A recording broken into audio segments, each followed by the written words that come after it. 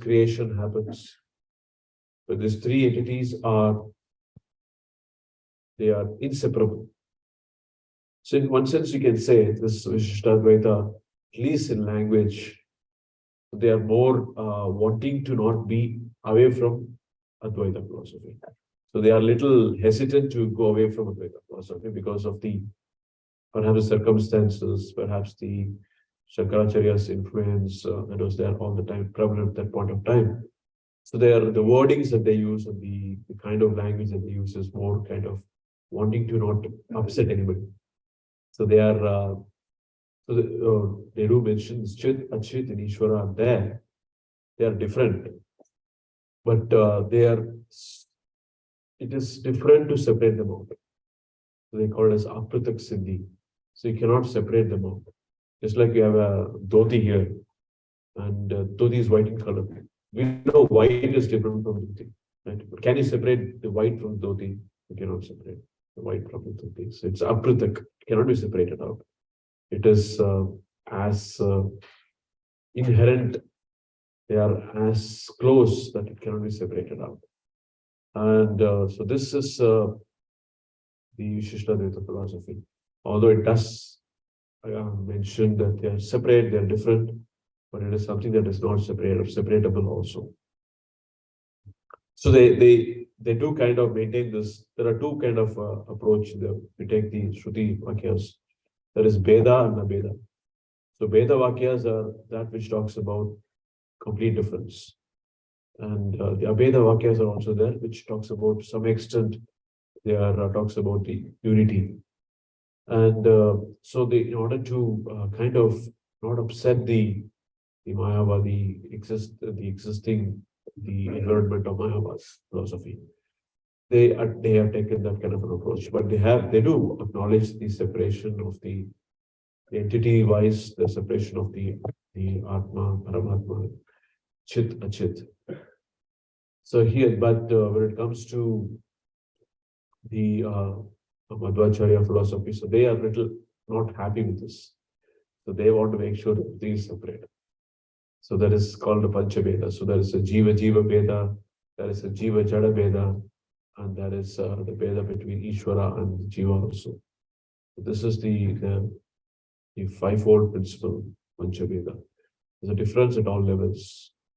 And so that makes it more comfortable. This is very clear. So everything is all different, everything is separate. I'm more comfortable with this. And so although so there is some clarity is missing in the Vishishtadvaita philosophy, but that's kind of taken to the extreme with the philosophy. And so then our acharyas, they come in and they kind of make it they're more clear. They borrowed from the Vishishtadvaita and also from Dvaita also. So although Vishishtadvaita was kind of a little hazy from that picture of the entities, but they had a lot of emphasis on bhakti and devotion and other things, which our acharyas have completely taken that into or assimilated into our system. And the Dvaita philosophy is clear on the tattvas, and that also has been assimilated. So that is the theology of the Gaudiya Vaishnava system. So they have complete clarity on what is the entity-wise, Chit, Achit, and Ishvara. How are they simultaneously? They are different, and also they are one and the same. So by purpose, they are the same, but because of the Apratak Siddhi is also still there, applicable. You cannot completely separate out the Jiva from Ishvara. The Paramatma is there within the soul itself. And it is although Jiva has his independence, his free will, but still he cannot be independent of the Supreme Lord. So at every moment, at every shana, at every moment, so he is dependent on the Supreme for everything. And Supreme as well as the material nature, Prakriti. So this is clarified further, and it is laid out perfectly in the Gaudiya Vaishnava system, Vachintya, Veda, Veda, Tattva. So then, why we're talking about this is it's very important to understand this creation. When you talk about how from Mahavishnu, this Brahmandas come, sound Brahmanda, all these different things all evolve into 14 planetary systems with the covering or Avarana called as the making it a whole Brahmanda egg. So we need to understand, is this God himself, or is this the transformation of God, or is God separate from this, or it is same or also different? So in order to understand this, we need to understand the different perspectives from the Mayavada philosophy, from the other theological proposals, schools of thoughts. So that is very, very important to understand. And then talking about the creation itself. So we see in the previous verses in the same chapter how all the different Panchabhutas they come into existence. So we see how from the Akashat, Vayu, Agnihi, then Agneyo, Apo comes the Prithvi. So that creation happens. That's a very important thing to understand as well. Because the same way the creation happens, the destruction happens. So first what happens in this material world, this the time of annihilation, as we see in the Krishna book also, the great Samvartaka clouds pour a lot of rains. And because of the heavy rains and the dashing of the earth by the rain, they all get amalgamated. They all become a single kind of they get dissolved. The earth becomes dissolved in water, so much water. Then the sun goes to the extreme heat. And all these things are absorbed back. So as you see, you can go back the same reverse. So we spoke about how the earth came from water. Now the earth goes into water, the water goes into fire, the fire goes into air, and the air goes into finally the space. And the space is absorbed into the body of Mahavishnu. So this needs to be understood also. So this is a beautiful way to meditate upon. So we can ask, how is this helping in our Krishna consciousness? So this is helping us in understanding how the Lord is permeated into all these different things, and how his energies are acting. That's a very important conception also in our Acharya's philosophy. It's called Shakti Parinamavada. So this Parinama does happen. The transformation of the Supreme Lord into different forms do happen. But it happens through the agency of Shakti. So why? Because Chit and Achit is an energy of God. Just like we have this Tatashta Shakti, we are the marginal energy, and this Bahiranga Shakti is the external separated entity, Jada or the Chit, is also an energy of God. So through the means of energy, this transformation is affected. And there is no difference between energy and energetic. So, but still they are different. Energetic is different. A person who possesses the energy, whereas the energy itself is different from the energetic. When in the influence of time, everything is originating from Krishna. As Krishna also says in the Bhagavad Gita also, that aham sarvasya prabhu matta sarvam pravartate. But due to the influence of time, the energetic and energy are apparently separated. And under the influence of time, they are all again going back into the same fold. So this needs to be understood. This is called creation and destruction. Cycle evolves. So there's a lot of this topic is also well dealt in a great detail by Bhakti Siddhanta Saraswati Thakur Ashay. So it is Gaudiya Kantahar, the jewels of Gaudiya Vaishnava philosophy. He's quoting this from Shankaracharya and also is explaining. I would like to read it here. In Vedanta Sutra, Sri Vyasadeva has described that everything is but a transformation of energy of God. Shankaracharya has misled the world, however, by claiming that Vyasadeva was mistaken.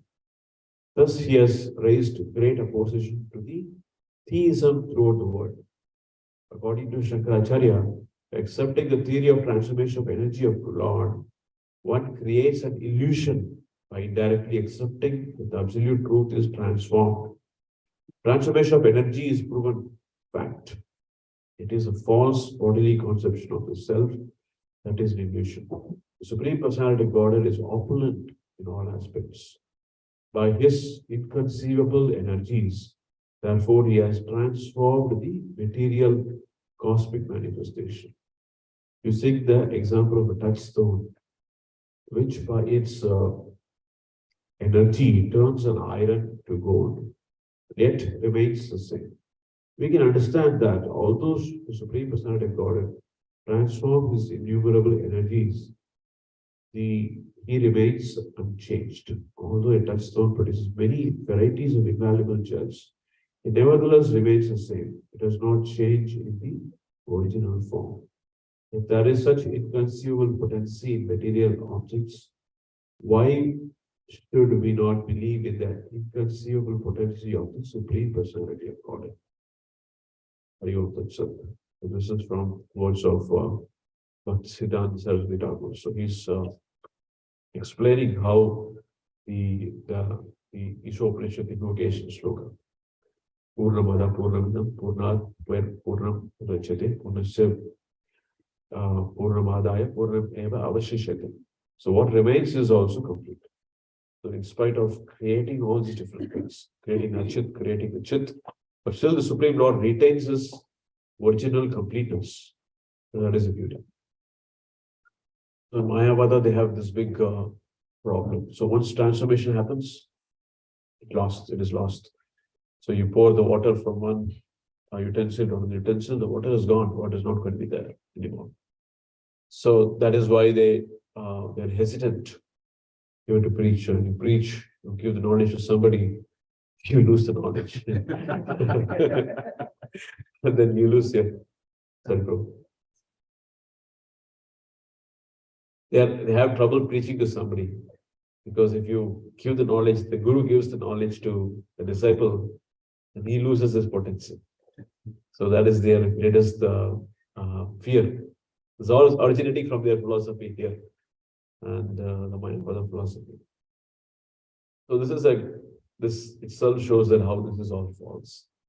So it is the great contribution of our great acharyas that we are able to understand this in such a nice way and be in peace with the material creation also. We don't have to fear the material creation. So the Mayavadi is a great fear, because that's the material creation. That's it. You're done. So you get absorbed into it, and you're completely lost. The only way out for them is to become a sannyasi. So they have to become a sannyasi, otherwise you're gone. You have no other chance of becoming emancipated in this material creation. So the trouble is all somehow it is all we don't have to go through the trouble. And we can be in peace with the creation, we can be in peace with the Supreme Creator, and we can, understanding that Krishna is the real enjoyer, right? And he is the creator, he is the enjoyer, and he's the greatest friend. And once somebody knows that, get peace of mind. So this mantra for universal peace is there only if you take up to the devotion to Krishna, Supreme Personality of God. So stop here and open for any comments, questions from devotees.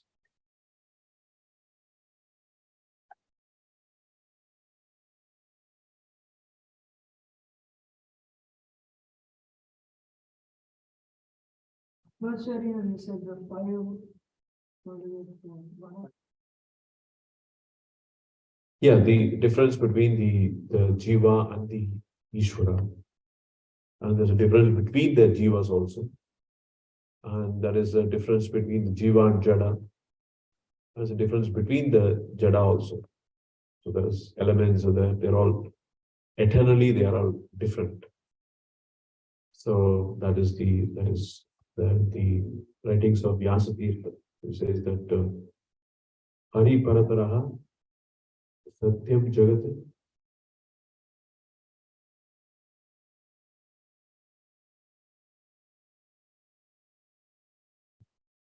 Tattvato Veda.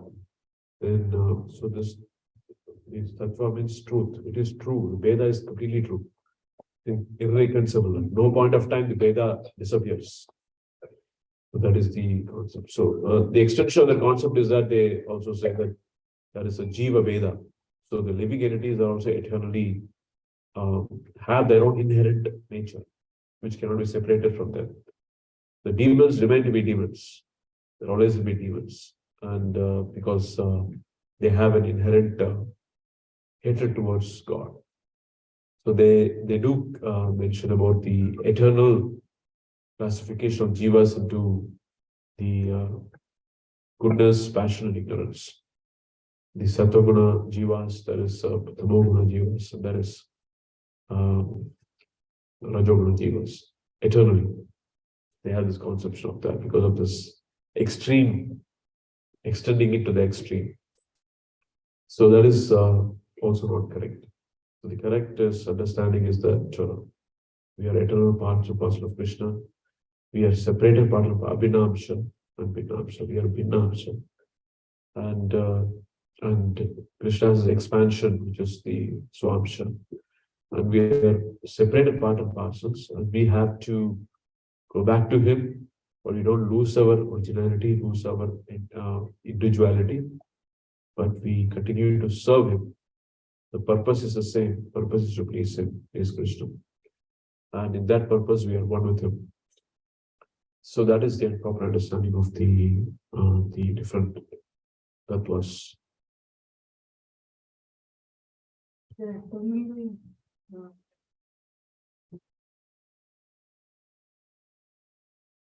Yeah, in the Tattvavada philosophy, there is the conception is there. Our understanding is from our acharyas is that this is this in the post-Madhva period, all these different conceptions has emerged. This is not originally from the Madhvacharya philosophy, but it is the post-Madhva period. So all these other acharyas, they have brought forth this idea. Yes, Prabhuji. So you said that after compiling all the Puranas,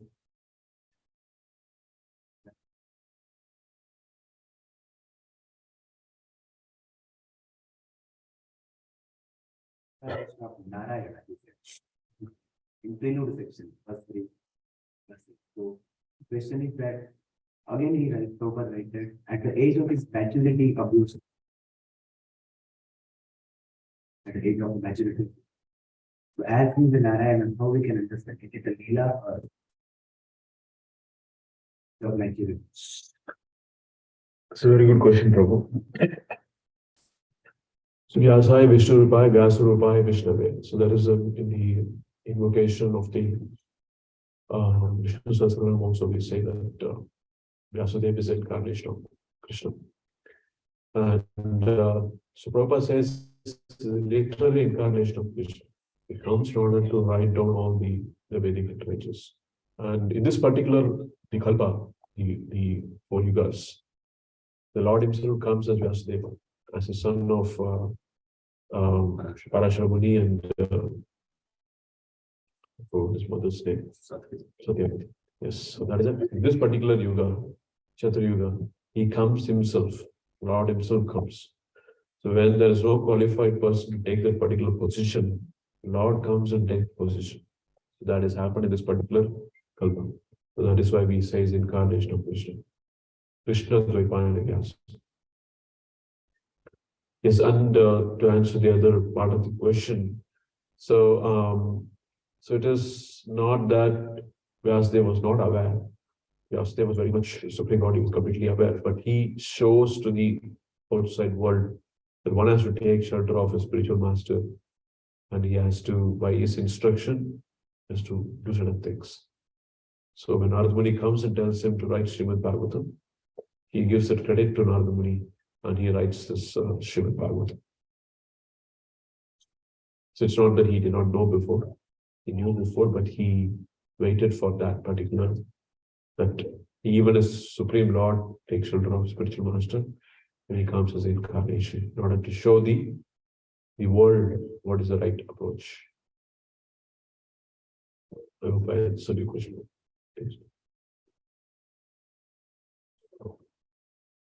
The real proponent of this Parinamavad. You said the Mayavada philosophy.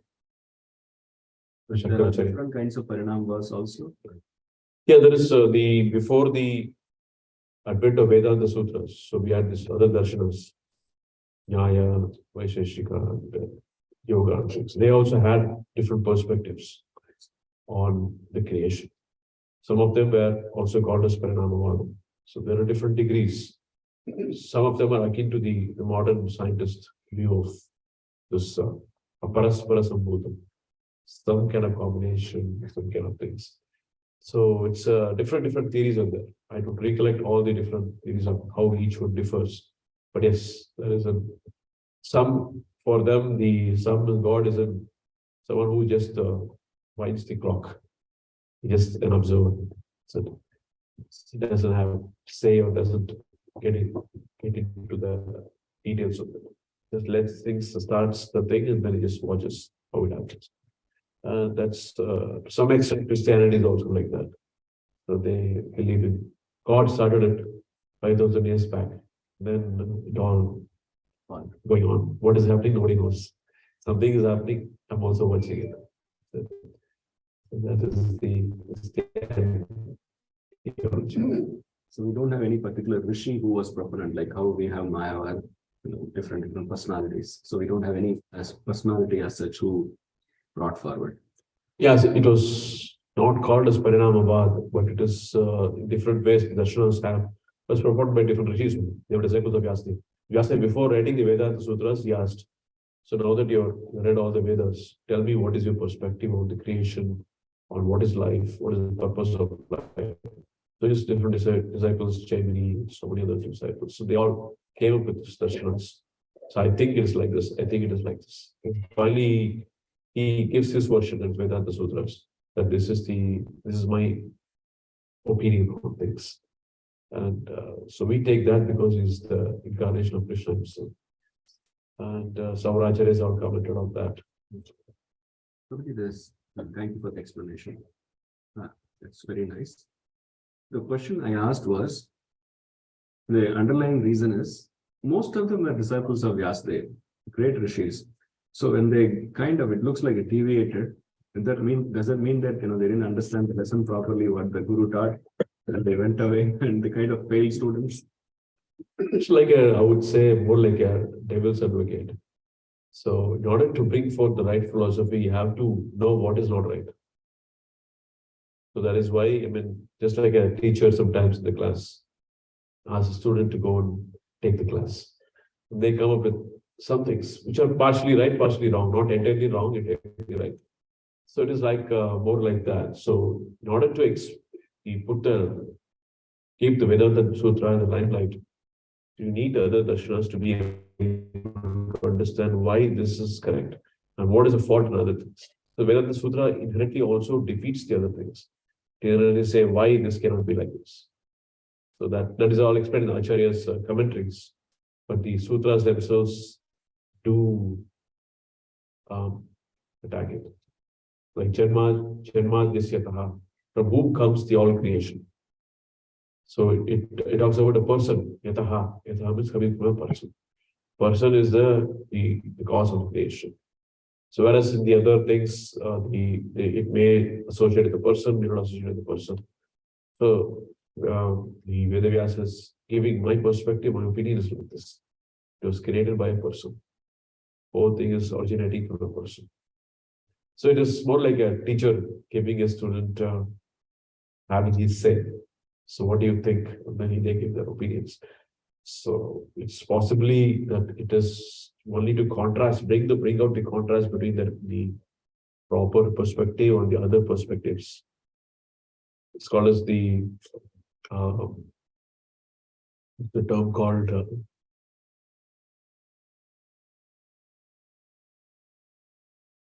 Purvapaksha. Purvapaksha means what is the previous views on things. So Purvapaksha is always important to understand. Just like when we go to school also, we thought about atomic theory, starting with the Dalton atomic theory, and then going on with different theories that's proposed. Because we still don't know what is the right one. We have to study all from the ABCD, we have to study from all the theories and finally come to some. And again, we are confused more, we call modern physics and quantum theory and so on and so forth. But ultimately, we also study other theories because we still not come to conclusion. So the school board thinks that you should be given all the things you put forth in front of you. And then that's how the science has to evolve. That is a perspective. They don't teach only the what they think is the current perspective, but they also teach all the previous perspectives. The similarity, I believe, that could be the inspiration behind why Veda Vyasa is asking his disciples to come up with these different perspectives. Thank you, Prabhu. But again, the point is the foundation is wrong. So whatever they build upon, the philosophy they come up is again going to be, furthermore confusing. The side effects of those are quite dangerous because we have followers of those philosophies also, right?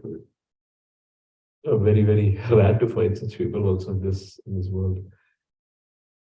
Very true. Yeah, it's not totally wrong, it's not totally right. So they are partially right and wrong. It's not completely right, not completely wrong. All of them have certain amount of, just like in the atomic theory also. So what is the first theory? Atom is the indivisible part. You take anything, you keep dividing, finally you come to an atom. That is the first theory. That's also to an extent true.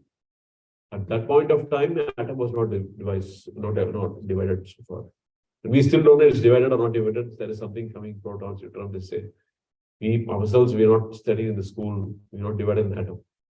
So we don't know what is existing, what is there or what is not there. But yes, this is one theory. And this has a rationale behind it, why they are opposing the theory. Similarly, if you take the Mimamsa philosophy, so they have their rationale. And everybody comes with certain rationale. So that is the way, construction of the building up for the ultimate Vedanta Sutras. So because that the best thing about the Vedic theology is the open for questions and study the different perspectives. It's not like Islam, sword in one hand or Quran in another hand. It's not like that. So we are given the freedom to explore, think, rationalize, ask questions, and study the previous thoughts and understand. So that is the benediction of being the Sanatana Dharma. So, yes, Prabhuji. When Bhagavad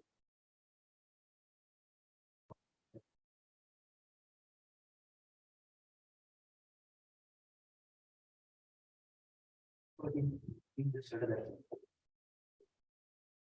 So how in this Western context we can understand, because we don't see that relevance really much about those lessons. So really we need to, how they will contribute to Ahetuki Abhidhyaya Bhakti, these all that scenario. How do they contribute? Yeah. Yes. So knowing that these philosophies. Yes, so I mean, it's not for everyone that they have to learn certain darshanas. And so there are people who have they have come with different baggage. Some have an intellectual bent, some have an emotional bent. Everybody has a different flavor. That what makes us unique. So coming from our baggage from the previous lives, we have a different combination of gunas. So for some of them, some of us, we need to be challenged intellectually. And then we need to understand go into the details, Sankhya philosophy, understand different things. And for others, just give them what is to be given, we're happy with it. So there are different, what do you call, the flavors of the conditioning, I would say. Some are conditioned to be intellectual, some are conditioned to be emotional, some are conditioned to be rational. So this different varieties are given. Ultimately, all of them leading you to the lotus feet of Krishna. But in order to satisfy that bent of mind, you have intellectual bent of mind, then you go through this, study these things, challenge your thought process, and then you're not satisfied with it, then go to the next one. So for that, this option of Jnana Yoga is also there. And for those of us who are very simple, just happy to do what I'm doing, Karma Yoga is there. And ultimately, everything is in flavor of bhakti. So Karma Yoga, Jnana Yoga is all flavors of bhakti, at different degrees. Ultimately, Jnana Yoga means that you take up to, ultimately leads to bhakti. You study about the Supreme Lord, study about his creation, study about his multifarious energies, and learn to appreciate him. It's called as Jnana Yoga, actually speaking. Karma Yoga means do your duty with surrender to him and with a sense of submission to him. Ashtanga Yoga is also similarly, you do it with the process of meditation, with him as the goal. So it's all in different degrees, bhakti is there. It's not devoid of bhakti. Bhakti Yoga is finally we come when we talk about Bhakti Yoga, it's there all throughout Bhagavad Gita. So Karma Yoga, Jnana Yoga. So everybody has a different bent of mind, different degrees of conditioning. According to that, they have a liking towards certain things. And the beauty of the Sanatana Dharma, beauty of the Bhagavata philosophy is that is food for every kind of thought process. Not sure if I answered your question. Did I? Correct, that's correct.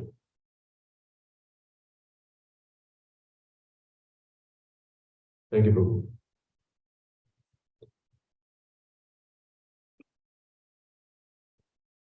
Comments, devotees? Or the different theories, the profound theories are based.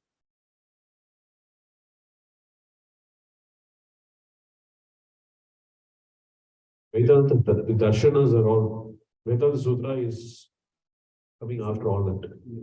So Mayavada philosophy, all these philosophies came after Vedanta Sutra or before Vedanta? Mayavadi philosophy is out recent, last 1,000 years. The Vedanta darshanas was written at the time of Vyasadeva himself, 5,000 years back. Vedanta Sutras. Yes, Prabhu. Sutras is 5,000 years back. So all this other, they are all Vedanta schools. We talk about Mayavada philosophy, Vishishadvaita philosophy. They're all Vedanta schools. They're based on Vedanta Sutras. So all these schools, if somebody wants to propound a new school of thought, they have to comment on these three Prasthanatrayi, called as Prasthanatrayi. One is Shruti Shastra, they have to comment on the Vedanta Darshana and the Upanishad, at least 10 Upanishads. And they also have to comment on Bhagavad Gita, Shruti Shastra. So if somebody wants to establish a new philosophy, they have to reconcile all these things and not leave any gap and not leave any things for imagination. So you have to be able to reconcile all the different concepts, the Bhagavad Gita, Vedanta Sutras, and the 10 Upanishads, primary Upanishads. When you said, then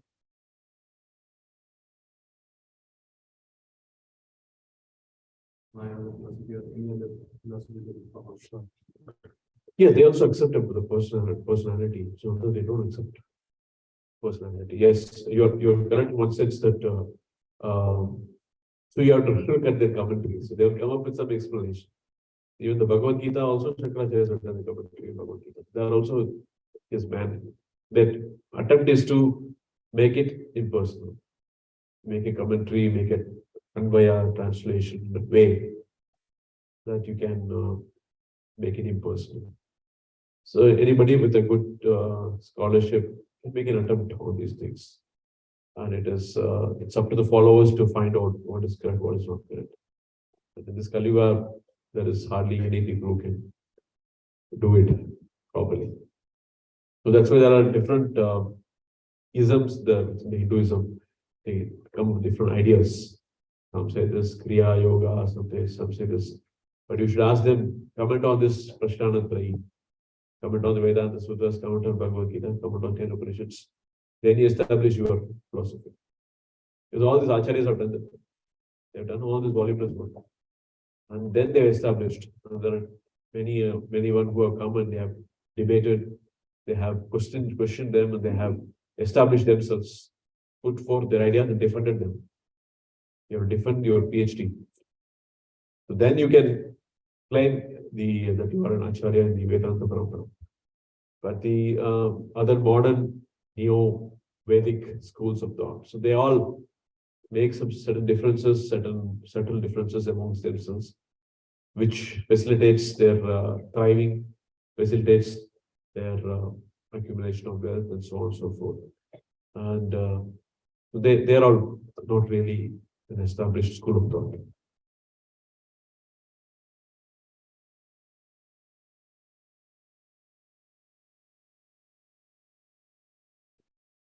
Thank you so much. Shri Prabhupada ki jai. Shri Bhagavatam ki jai. Praise Laxmi Narshima Dev Prabhuji ki.